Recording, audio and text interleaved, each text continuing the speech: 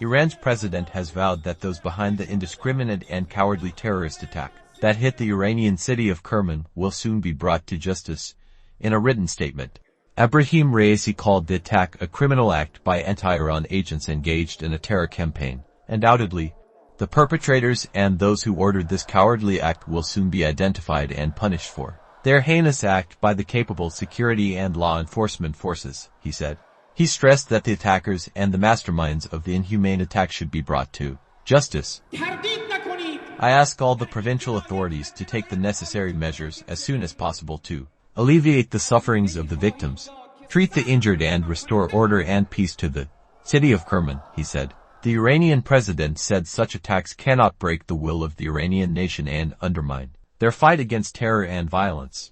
The enemies of the nation should know that such acts can never undermine the Iranian nation's iron will to defend Islamic causes, and they, more determined than before, will be present in the battlefield against enemies opposing the Islamic Iran's dignity and might, until they eradicate terror and violence, he said. Kerman was rocked by twin explosions on Wednesday afternoon, which have so far left at least 103 people dead and 211 injured. Medical services said the death toll was expected to rise as ambulances were taking the wounded to hospitals. Unnamed sources say that 2 bags loaded with explosives which were remotely detonated caused the explosions. In Lebanon, Hezbollah chief Hassan Nasrallah warned Israel against waging war on Lebanon, a day after a strike blamed on Israel killed Hamas's number 2 in the group's southern Beirut suburb stronghold. If the enemy thinks of waging a war on Lebanon, we will fight without restraint, without rules, without limits and without restrictions, Nasrallah said in a televised speech.